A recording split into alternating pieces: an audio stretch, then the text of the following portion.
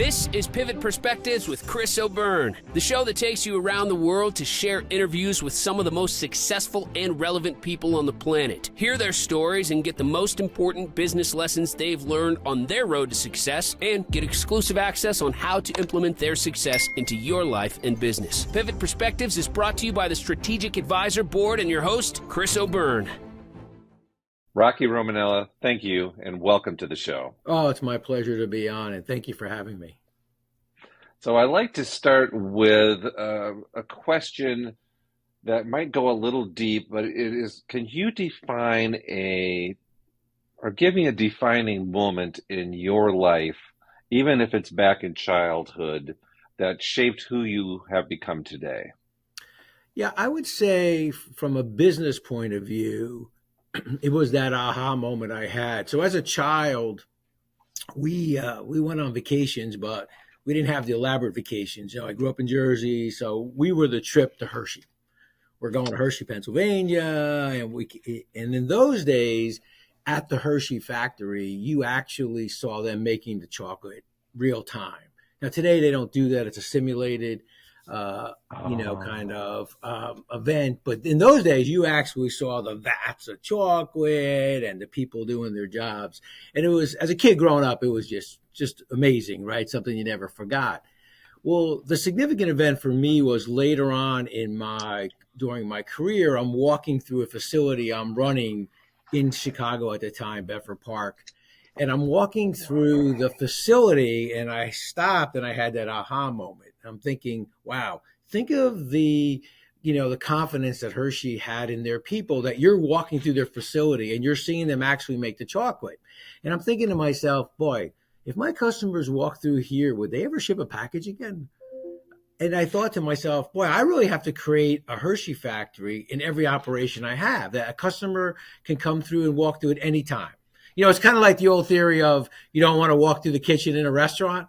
Well, what I'm saying now is I want to bring everybody through the kitchen in a restaurant. And so from that moment forward, that was the aha moment from a business perspective where, I thought to myself, am I running a Hershey factory? And from that moment forward, I challenged all the people in my care that, hey, run your own Hershey factory. And every year I would send them a Hershey bar and a little bit of the Hershey story and say, here, this is for your energy, for a good year. And this is to remind you, hey, each of us should be running our own Hershey factory. So I would say, Chris, that was my kind of business aha moment. My personal moment was when I got the job at UPS, got hired to be a part-timer unloading trailers. And my dad sat me down. And you got to remember, here's a guy came from Italy at 14 and, a basic great guy, rest his soul, but, simple in the sense of, hey, look, two things. Yeah, Dad, what's up? I don't know what this UPS does, but listen, whatever they ask you to do, you say yes and thank you. And then you learn your job and learn some more. Because the minute you think you know everything, man, they just passed you right by. I go, okay, Dad. I said, okay, Dad, whatever they ask you to do, say yes and thank you, and learn your job and learn some more. And so for me, that always stuck with me. And, UPS had a promotion from within policy. And every time, you get tapped on the shoulder and they would say, hey, we've got this opportunity for you, or, in Chicago, or wherever they were moving you to, or whatever the new responsibility was. I would think to myself, am I really the right guy for this job? Are you sure you really want me to do this? Right. And then I would hear my dad on my shoulder say, hey, whatever they ask you to do, say yes. Yeah, thank you very much. Hey, hon, let's pack the kids up. We're going, because it was yes and thank you. And I, that was my significant moment growing up. I remember that distinctly. And it was one of those. And then later on, just to wrap this up a little bit later on, Chris, what I really learned is that UPS had more confidence or more faith in me than I had in myself. And I learned that as a leader, as you're promoting people, many times you have to have faith and confidence in them well ahead of they're ready for it, right? They may be a promotion, they may think they're ready, but they don't have the skill or the confidence or the expertise at that point. So you believe in them until they're ready to believe in themselves. And you kind of bridge that gap of confidence and knowledge. And then you come to this break-even point where, okay, I got this. And I think, and so you step back then as a leader, and then you become the cheerleader, right? Because they don't need to be overmanaged at that point. They want to run. So those would be the two events for me, the Hershey for my kind of the way I run my operation, the way I want to be perceived by my customer.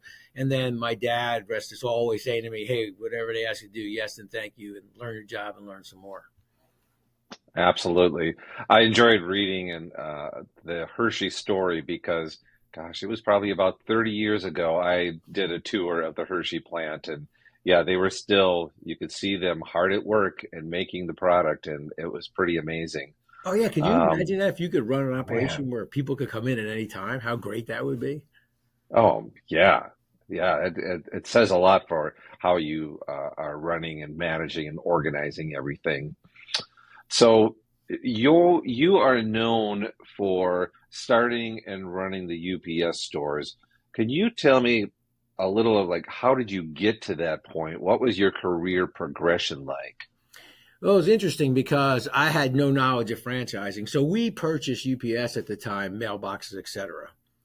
And then we brought that in. And so I was charged with the responsibility of integrating that. And then that the MBE at that time reported on up to me. And I was my official title, I was responsible for UPS retail operations. And at that time, you have to remember, Chris, people understood how to get a UPS package because everybody got them. But nobody really knew how to put a package into the UPS system, right? An everyday customer, Oh, like how do you get into UPS, right? Now we got it, we got packages all the time. So at that time we purchased MBE with the thought of, okay, this would be an access channel for our customers to ship their packages versus company shipping their packages. And so that was the original process, and that was the original thought process. And so I came on board at that time. I was running the South Cal district in Southern California out of Orange County. It was our largest district at the time. And so I took on that responsibility. It was interesting because I get called into Atlanta to our corporate office, speak to our CEO, and I'm looking at him and I'm like, are you sure I'm the right person for this job? I mean, I got to think there's somebody smarter than me that can do this. Someone's got franchising. And his point was, hey, look, we think, you can learn this. We think this is right. There's great people inside of MBE now that, later on transitioned to the UPS store. And so they had faith in me. And I said, look, as long as you guys, believe I can do it and, just give me some patience because I got to learn it, but I'll give you everything I got. And so I would say, so that's how it all began. And that's how I took on that responsibility. And one of the things that was important at the time at UPS was before you could become a full-time management person, you had to become a UPS driver. So I drove in Plainfield, New Jersey. I was a driver. And that was, kind of like your red badge of courage almost, and you felt good about yeah. that. And you learned the business from the ground up, right? I would unload trailers, I loaded trailers, I delivered packages. And so I never lost sight of how important that was. I didn't view it as, okay, this is sort of like your initiation into the UPS sorority fraternity kind of idea. I kind of viewed it as, okay, I understand what we do. And it gave me a relationship with the drivers or inside people because we did the job. We knew how to do the job. We got our hands dirty. But for me, the lesson was every responsibility I took on from that point forward, especially one in an area I didn't understand. The first thing I do is I put an apron on and go work at a UPS store. When I took over the supply chain, the first thing I did was, okay, I met the people, but then, hey, show me how we pick these orders. How do we Mm. inbound things? I want to learn it from the ground up. And even though I realize and they realize that I'm not going to be an expert at it, I think the fact that you take the time to understand what it is that's being done on a daily basis by the most important people in your organization, the frontline people, I think that starts to form a bond that, okay, I understand he doesn't, he's not the expert at this, but the fact that he's willing to take the time to put an apron on and understand what happens inside MBE, I think just brings you more credibility. And so that's how the process began for me. And then we did our research and so on and so forth and came to the conclusion of the UPS store. So a good leader takes the time to fully understand really the whole process of their company, whether it's their company or a company they're working for, it's still their company. So it's taking ownership of understanding that whole process. And yeah, there have been a lot of times where I've seen people that they're just up in their ivory tower. They don't really understand things at that ground level. So when you started And when you were running UPS stores, and how long did you run those for? So the first time it was about 4 years. I came back a second time towards the end of my career running again, but initially it was about 4 years. So I'm curious, what lessons did you learn in the running of that? And especially coming back, a second time and seeing, knowing what you had done, what had happened in interim, and then what you decided to do coming in for the second time. What were those lessons in there? Well, the first lesson was probably the most valuable lesson for me, which was the understanding of what it takes to be an entrepreneur. Now, let me take a step back. What I mean is understanding it. I'm not suggesting that, I was a great entrepreneur. Absolutely not. I mean, I looked at the individual store owners. It's a franchise network, but they're all independently owned stores. And what you really understand when you work with a small business owner is they're all in.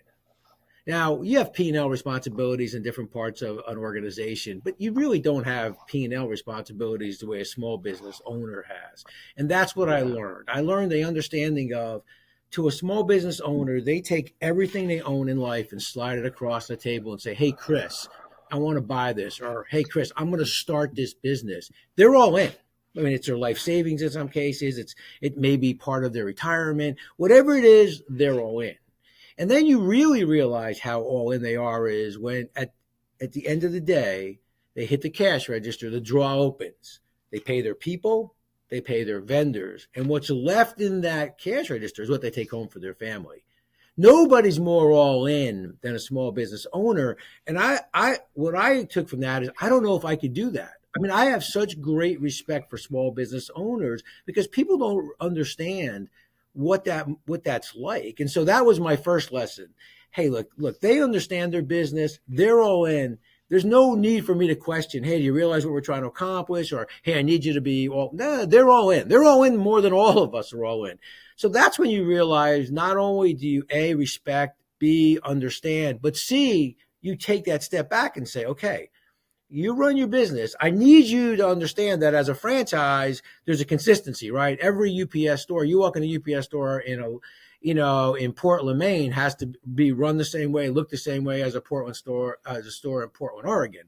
That aside, though, I still want you to have your entrepreneurial spirit. I want you to try to grow your business. So I just need you to be consistent because that's the franchise model. And so I learned though, and I have great respect to this day. And I still say, I'm not sure I could do what they do or what they did because, I mean, you always had the big brown behind you or you always had a company behind you. And even though you might have missed your business plan, somehow at the end of the month, the organization makes it because somebody else did well or, that kind of idea. And I think that's what I learned, and that's this lesson that stuck with me forever, this ultimate respect for a small business owner. Yeah, those are pretty important lessons, especially having, if you've never really been in that position. Does UPS still own UPS stores or have they spun that off? No, so they own the franchise or the franchise or, and then Yes, it's an independently run, within UPS, but it's a wholly owned subsidiary of got it. UPS, right? And we always took a tremendous amount of pride in the fact that we were, 100% franchisee owned. Now I've been out of there for a while. It may be changed, but it couldn't be more than just a few stores here and there, because our point was the engine of this network is the independent business owner. And so, Mm, recognize the fact that they're the engine and they fuel the growth because they're that independent business owner. They're all in. And so that's why we wanted to maintain that, 100% franchisee owned. Now, a lot of franchise networks will have, a certain percent owned. And the reason for that is you can test things then. We tested things, but we made sure we always covered the franchisees. If that test didn't work, then they wouldn't be at a loss. We would supplement that loss. So that was always a way to protect them on the downside, but still not have to own stores and just allow them to be the independent business owners. got it. Now, you do a lot of motivational speaking keynotes. What are some of the key strategies that you share in your in your talks? Well, I think for me, there's sort of a foundational two or three, I think, and then I spin them off depending on the conferences and some of the topics at the individual conferences or what they want to have. But for me, it comes down to this concept of balanced leadership, right? As you're running your business, you it's so important if you can get your people to think like a customer, feel like valued individuals, but act like an owner in all their decisions. And so to me, those are the three key constituents in the decision-making process. So we talk a lot about that. I talk a lot about it in the book. I've always managed that way. You're thinking like a customer, feeling like a valued individual, but acting like an owner in all your decisions. And a quick, good example would be if someone brought me a new idea, I would sit there and listen, and I would try to make sure that all three key constituents were represented. So, for example, if there was a new product they brought and we were sitting at a business strategy growth session, for example, I would listen and the customer would clearly be represented. They would explain to me why this is a good product for us, how it fits in a portfolio, why it's important, and then, of course, the financial person is always sitting there banging their calculator. Well, if we have this many units and, if we can hit this number, we can be profitable on it. And they would say, hey, you know what? Customers represented, our shareholder stakeholders are represented. I think we want to go. And I would look at them and say, well, I'm good with customers and shareholder stakeholders. How about our people? What's the training they're going to get? Do they understand why it's important in our portfolio? How do we handle a service disconnect? What's the training that they need? And so for me, all three key constituents would always be represented in the decision-making process. So that's the balanced leadership approach. And then the last thing I'd always ask is, okay, customers, they'd come back with all that information. And so you got customers represented, people represented, shareholders represented. Then I would look at them and say, okay, if you own this business 100%, if you were writing a check out of your checking account, would you do it? And I would tell you, Chris, 80% of the time they would say yes. But, I had the instances where they would say, well, no, I wouldn't do that. And I would look at them and say, okay, well, you want me to make this decision to go do this. Why wouldn't you do it? Well, for example, you don't understand. I mean, the warranty on this kind of product is this. And if we too many returns would hurt us this way, and I don't think we could, sustain the growth. Whatever the answer would be, I'd say, well, then why'd you ask me to do it? Well, you said we got to find we have to have a new growth strategy, or we got to try to improve our growth.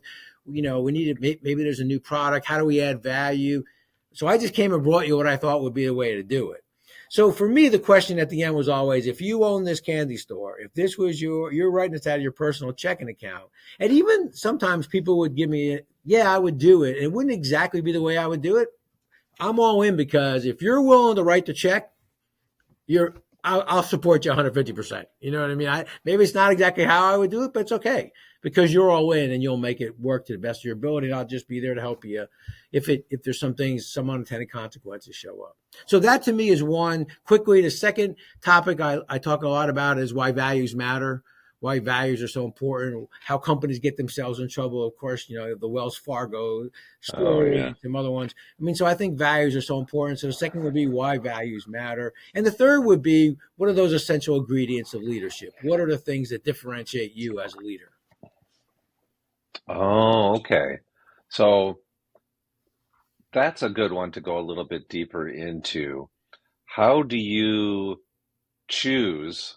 And is it a choice of what makes you a good leader or separates you from other leaders? Well, I think everyone's allowed to have their style in leadership. I mean, some people are more, are better speakers. Some people are more quieter. But what are the essential ingredients of leadership? Do you treat your people with dignity and respect, right? Do you consider do you consider things from its widest consequence? Do you think about how this decision I makes not only affects maybe the customers, but how does it affect our people? How does it affect our shareholders or stakeholders? And when you look at it from its widest consequences, you tend to make much better decisions. And so I think there's, have you earned the trust of your people? One of the things I always tell people, you have to think about, people may not always agree with your decisions, but would they work for you again? And so, I've worked for people that I may not have done it the way they would have done it, but I would work for them 100 times again, because I think that how they go about doing it may be different than me, but the things they're asking me to do, never violate my values, my ethics, my beliefs. I feel like I belong. And so those are some of the essential ingredients of leadership. Do what you do stems from an honest heart. Are you doing it for the right reasons? And if you are, we're going to make mistakes, and I can live with those mistakes. But if I'm not really quite sure where you're coming from or why you're coming from there, the good example, Chris, would be you're sitting at a meeting and, the person you're working for starts to give you you don't know what it's like to be me. You don't know how much pressure I'm under. I got to go tell the organization this. Okay, but you wanted this job. You're making this about you, not about the organization or about what it is we need to do. So those are, for me, those essential ingredients of leadership. You treat your people with dignity and respect. Is what you do stems from an honest heart? Do you do the right things for the right reasons? And I think finally there's this concept of legacy. Do you leave things a little better than you found them? Are people better because of being in your care? Are customers better because they did business with your organization? Are the share owners or stakeholders, are they better because you were a steward of the business? And that's the legacy. You leave things a little better than you found them. And to me, those are the kind of essential ingredients of leadership. And we talk about those things. And I think that those are like the basic foundational things. Now, you do it maybe differently with your style. Your style may be different than my style, but you're still a good person. You still do the right things for the right reasons. You just may do it in a different way, and that's okay. You want people to have that individuality. I like that.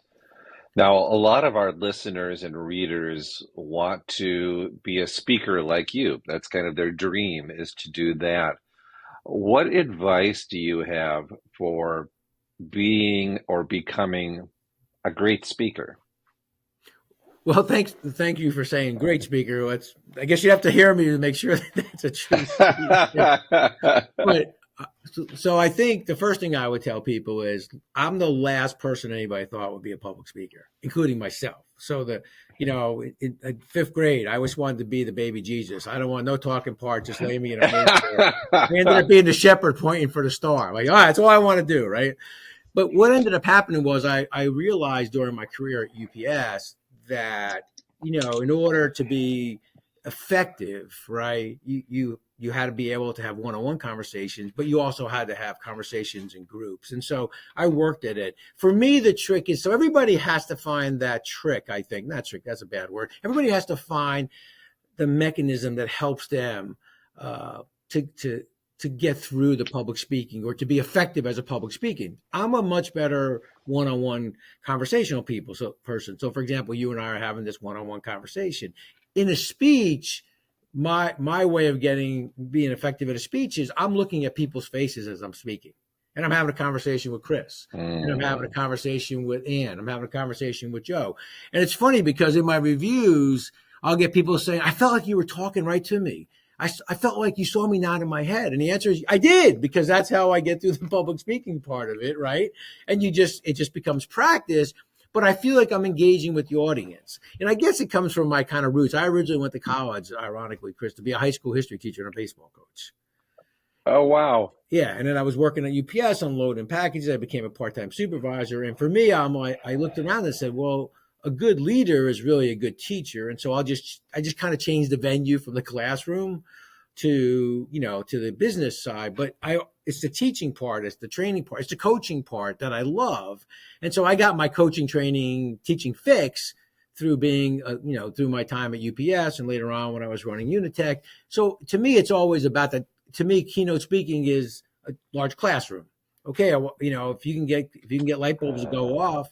So that's how and I think a lot of people are concerned, how do I get up there? I think it's what's your core strength? Is it one-on-one? Is your core strength teaching? Is your core strength being an educator? Whatever you find your core strength, then figure, how am I going to make that? How is it just going to work inside a large room of people? And so for me, I'm really just looking at faces, watching them nod, and we're smiling at each other. I love doing questions and answers. I feel like, I'll do a 45-minute keynote speak and then set up 15 minutes for questions. And some of the best knowledge comes from the question and answer period, for example. Yeah. Yeah, that is good advice. I like asking that question because I get different perspectives, and that is a good one. The so shifting gears a little bit, mentors. Who have been some of your mentors over the years, and what have you learned from them? It's for me, that's a great question because as time has gone on, I think about that more, and I think more about who had some of the biggest effects on me. And obviously, in my childhood, my dad was my had the biggest effect on me, and he always has, always will. In my adult life, it's actually my wife. I mean, some of the key Oh, we talked to Chris and I talked, Jason and I talked about this, Chris, that my greatest business lesson comes from my wife. I mean, and something she had said. But I would say, from a business point of view, I had a very special opportunity to meet with legendary coach John Wooden and oh wow. sat with him. In fact, on my website, uh, I have the video of him and I speaking for about an hour, and it's just he was tremendous. So Coach Wooden is a big influence. I got a chance to talk to him, few times after the interview. We kept in contact. I was in California, he was in Westwood, obviously, and so I actually sat in his condo with him for 4 hours talking, and so read all his books, the whole pyramid of success. So I would say he is one. One of the first district managers I worked for at UPS, I didn't really understand them at the time. I was a very young division manager at the time.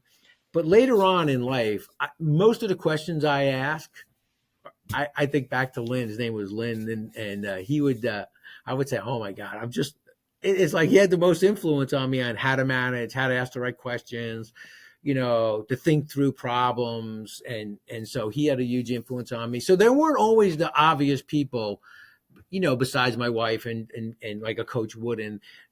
In some cases, they were those individuals who you look back and you think to yourself, wow, I really got a lot of knowledge and information from that person, which then leads me to what I always end up telling people.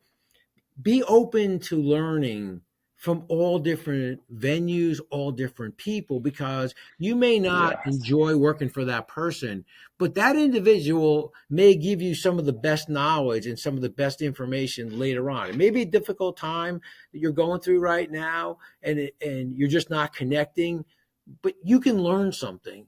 There's so many ways for you to learn, and they may not be the mentor in the sense of, hey, they put their arm around you, or you walked around the building and you had those wonderful conversations. They may be teaching you more in this adversarial crisis scenario. They may teach you how, well, I'm never going to ask it like that, or that's not my approach. But there's knowledge around you all the time, Chris, and that's I think that's what people sometimes lose sight of. They're so deep in their anger about what's going on that they lose sight of, okay, there's something here that I could learn, right? And I think that sometimes we lose sight of that. Yeah, for sure. I I had this picture. Most people are, well, a lot of people won't remember this commercial, but a picture of you and Coach Wooden walking along and him offering you a lifesaver. The Yes, remember that? That was a great commercial. That's right. it was one of the greats. He was Um, amazing too, by the way. I think he was in oh, his 88 or 90 at the time. And I mean, just the conversation we had with him. If you get a chance, it's on the website on the Coach's Corner on the 360 Management um, Services. But he's sitting there in Westwood and he's just talking, and great stories. I mean, just a gentleman, just a pure professional. And I mean, some of the stories he told was just amazing. and where on the website is that again? It's Under on, watch videos? Yeah, so so the main website for the business is 360managementservices.com, the number 3 in the word 60managementservices.com. And then there's a video media section, and under the videos there's a coach's corner. And then you'll see it come up. It was 1990, as a matter of fact. Oh, Yeah. there it is. Excellent. Yeah. He was Good. what a great quick story. How I got to him was simple. I was going to a UPS conference at the time, and we were given the task of getting, a guest speaker. And I said to the group, I said, hey, I just saw Coach Wooden at that time it was the Anaheim Pond in California. He was fantastic. They said, well, good luck. See if you can get him. So I call the UCLA Athletic Center and just say, hey, I got this opportunity here. You think Coach Wooden would be interested? So the assistant athletic director at the time says to me, Yeah, I'll give you his address, write him a letter. Don't call him, write him a letter, and then tell him what you want. And then here's his phone number. Call him a few weeks later. So I do all that stuff. I don't, I call them, leave them a message. So now we're getting close to the conference, and they're like, "Hey, you better find out if she's going to be available or not." So I make this final phone call. I go, "Coach Wooden, Rocky Romanella, I sent you a letter. I had left you a call, Coach." I go through the pyramid. I got all the enthusiasm, hard work, get competitive greatness. But Coach, I got 4 kids. I really need your help. So then, about 2 hours later, my daughter calls me and says, "Hey, Dad, some gentleman, John Wooden, called you. He wants to know if you can call him back." Yeah, yeah, yeah. In those days, Oh my goodness. in those days, you had the phones that were almost in the bag. You were carrying around. Yeah. I pull over. I'm like, "Coach," I go, "Coach Wooden." He goes, "I know you need my help. Can you come over? Can you come over to the condo?" So I actually went over to the condo for 4 hours. What an incredible human being. Wow. Yeah, I've heard nothing but good things, and I've read at least one of his books. Super impressive. Yeah. A lot to learn from there. So I'd like to talk about your book, Tighten the Lug Nuts. Why should someone read it? Well, I think it's important read because I think we're all leaders at one time or another. I think what ends up happening is that people believe I'm not a leader because I don't have a title. I'm not a leader because I don't have people reporting to me. We're all leaders at one time or another. My example would be and I use it in my conferences, if I asked everyone in the room, who's the head of the, Board of Education in your town? Who, few people raised their hand. Who's the state senator? Few people raised their hand. Then I asked the question, who's the teacher who made a difference in your life? Can you remember that teacher? Everybody raised their hand. Fifth grade, Miss So-and-so, right? And so by that extension, if you ask a teacher, they would tell you, I'm not a leader. But by that extension, they're leaders because they left things a little bit better than they found them. They influenced your life. And so I think that's what makes leaders leaders. And we're all leaders at one time or another. And so for me, the book talks about the leadership in the sense of we're all leaders. It's not about a title. It's not about the title. I'm the manager or a CEO. Think about that person who is that individual inside an organization. Nobody reports to them. They're there for 35 years, and everybody on day one goes and talks to them. They're the wise old sage, right? Yes. They have the complete knowledge of how everything goes, where everybody is, how it's done, why it's done the way it's done, but they would say, "Oh no, I'm not a leader. I'm just doing my job. I'm just here." Well, you are a leader, but I understand why you feel that way. And so I think because of that, whether it's PTA, coaching soccer, whatever it is, we're all leaders at one time or another. And so I wanted to write a book that really allowed all of us, whether in business or in our personal lives as teachers or whatever, to understand that we're all leaders and we can be really good leaders if we just allow ourselves to be that leader that we can be, to, kind of tap that inner self that says, yeah, okay, maybe I'm not the person that's going to be the captain of the team, but boy, I make a difference in the way I go about doing things. So Tighten the Lug Nuts. Why did you choose that name? Well, there's a story in the book, and I won't tell you the whole story, but it really comes down to that lug nuts, when they're loose, they're important. But you can quickly walk over and tighten those lug nuts. But you don't. You get busy, you get tied up, and now next thing you know is now that went from important to urgent. And what ends up happening? Oh, the wheel's loose, driver has to pull over, got to get a tow truck, and now what was important yesterday is urgent today. And as leaders, both in our personal and professional lives, we can only handle so many urgent things, or we get overwhelmed. So if you just tighten the lug nuts when you had a chance to tighten them, if you tighten the lug nuts, you won't allow important things to become urgent. Okay, good. That makes a lot of sense. It's funny when I love speaking to juniors and seniors in high school, or like at their career days or college.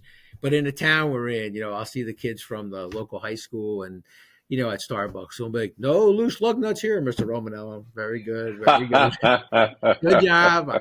I did all my applications on time. I have no loose lug nuts. Okay, very good. Good. Keep up the good work, guys. Oh boy, that made an impression. That makes it an even better title. People, it just sticks with people in their head. Yeah, no loose lug nuts here. Okay, thanks. So when you wrote the book, what were your goals for it? Well, for me, I was very fortunate to have, a lot of mentors. Let's face it, I started out thinking, hey, if I could be a high school history teacher, baseball coach, and I fortunate that I ended up with a company that had a promotion from within policy. I guess you could say I took advantage of it in a sense that it allowed me to. But look, there was people along the way that helped me. I had great parents, family that was always supportive. I mean, we moved 9 times. I mean, with 4 kids. I mean, so not only was Debbie Oh, yeah. great, but all our family came to visit us. We always came back home. So to me, it was a way to give back. To me, I think if Ah, that's what legacy is all about, is giving back. And so I had these lessons, I had these opportunities. Why not, if I could help somebody else? If in one of these chapters somebody has that aha moment of, yeah, you know what, I think I can do this, or yeah, I can see how this works. So I wrote the book in a story form. There's a third, it's written in a third person because I never liked the word I, right? To me, ah. so the character's name is Joe Scafone. And some years ago, Chris, I was sitting at a meeting, and every time I would ask somebody, oh, yeah, that's a good idea, Chris, but what if? And whenever you use the word but, they always have that look like, oh, he doesn't think I'm prepared, or he doesn't think I got the right answer. Or so I would say, one day, I don't know what possessed me, Chris. One day I said, hey, I think it's a really good idea, but you think Joe Scafone thinks it's a good idea? And they kind of look at me. I go, Joe's really good at all this stuff.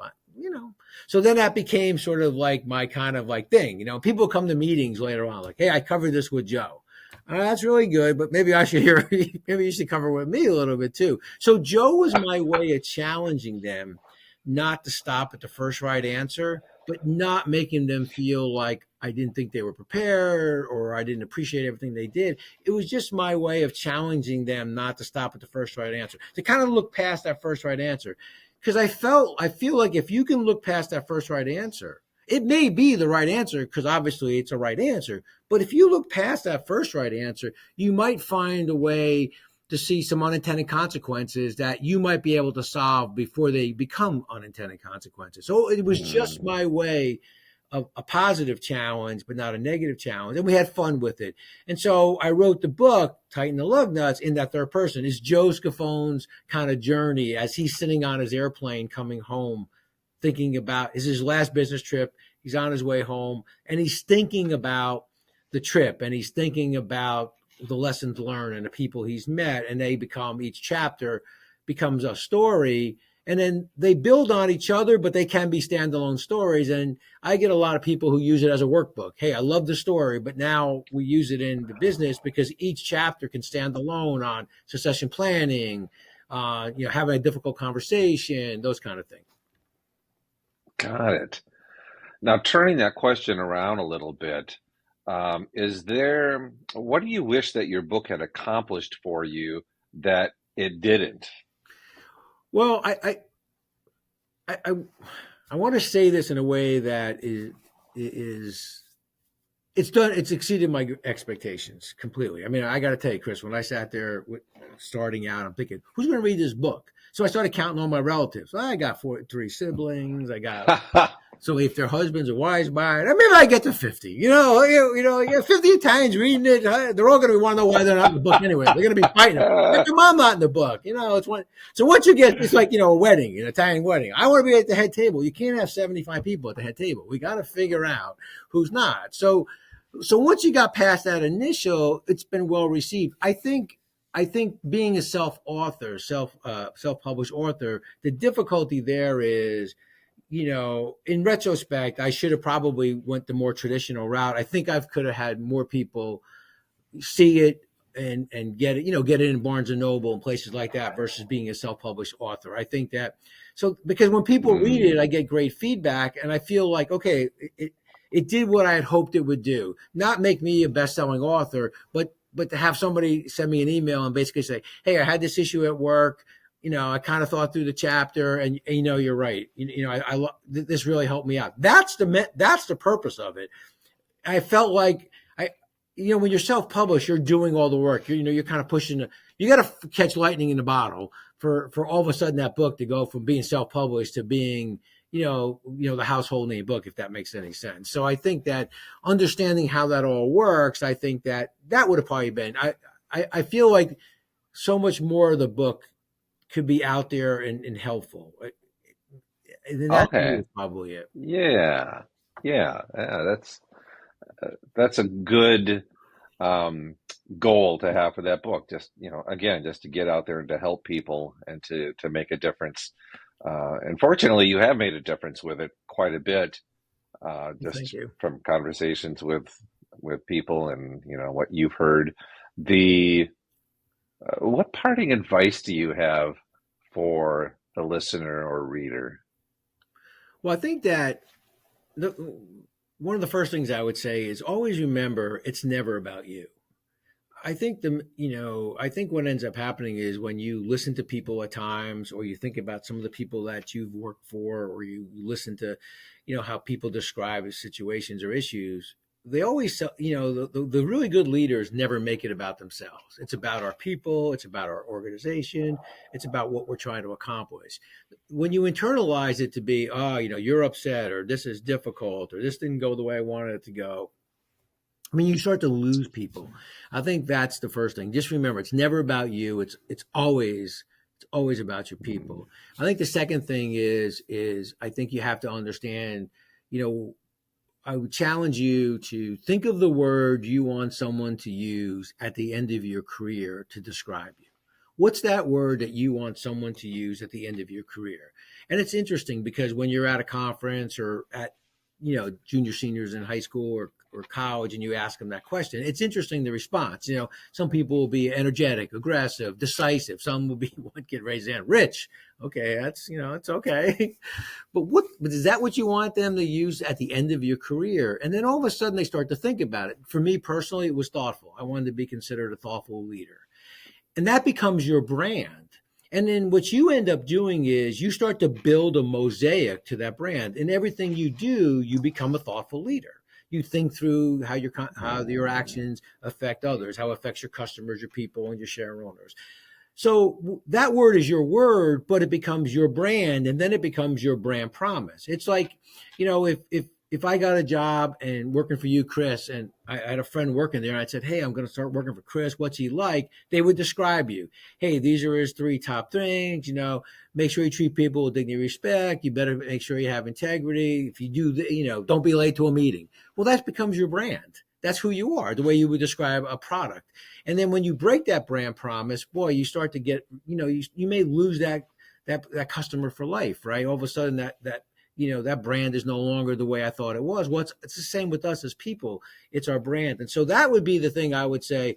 Understand that word. What's that word you want people to use to describe you at the end of your career? Because then you'll spend your whole career building a mosaic to it. And then my last thing would be is I think all of us have to ask ourselves 3 questions in the confines of your own heart and mind and conscience. The first one is, who are we? Who am I? The second is, what do I stand for? I think companies and people can answer that one really well. The third one is the tricky one. What won't I compromise? Because you will have those moments, right? I mean, if you think about a Wells Fargo, I bet you if you and I were working at Wells Fargo, we'd go in the cafeteria. There's signs all over who we are, right? What's our values, our mission statements, what we stand for. Okay, number 3 was the problem, what you won't compromise. Right. It's the same with a leader, right? It could be, hey, we stand for ethics. We stand for a safe work environment. We're never going to compromise safety. Although now we get to a point in a project where we've got to wrap this project up and we're just short a day. Bad weather, we shouldn't be working, but you know what? We can just get through this one day, wrap this whole thing up. We'll be on time. We'll be on schedule. It's not that dangerous out there. Yeah, but you just violated what you said you would never violate, maybe your safety, protocols. So number 3 is the tough one because as people, you're going to get challenged on it. As companies, you're going to have to get challenged on number 3, and how you handle it sets the tone for the rest of your career, your reputation and your character. And so I would say knowing that word, understanding that it's never about you, it's about your people. The second one is, what's that word that defines you at the end of your career that you're building that mosaic towards? And the third one is you really have to understand who am I, what do I stand for, and what are the things I won't compromise? And you better be prepared to stick by what number 3 is. Do you have a framework for helping people answer those questions? Yeah, it's interesting. So I do a lot of strategy sessions with companies. It's very interesting, Chris. And so you're sitting there with a company, wonderful individuals, or all the, could be senior, middle level managers, and you begin this process. Okay, well, who are we? And it's interesting because as you get to flow the conversation, you get people talking. Well, who are we is not as simple as everybody thinks it is, right? And it's funny to see the CEO or the COO or the really senior leaders sitting there back and they're like, well, that's not who we are. I mean, it's like, okay, but this is what your people think you are, right? As a company, that is, right? And then, okay, well, all right, what do we stand for? And I remember it was one company, it was an e-commerce company. Won't tell you the name, but so it's e-commerce, and they're going through what we are, and they're talking about new products, new services, time in transit. We stand for the best time in transit, whatever. And the CEO said, well, we do everything environmentally correct. How come no one said that? Well, okay. So, and I'm standing there as the kind of moderator saying, yeah, that's a good one. And yeah, I guess we are environmentally correct. And he's sitting there thinking, wait a second, you're thinking, wait a minute, that's my company. We're environmentally correct. But they're all sitting there thinking about what they're being held accountable for. Time in transit, right? Day sales outstanding, maybe, receivables if you're in accounting, right? What's on their balance scorecard isn't, environmentally correct. But there's a difference between what you stand for and maybe what are some of the metrics that you're using to get the temperature of the business.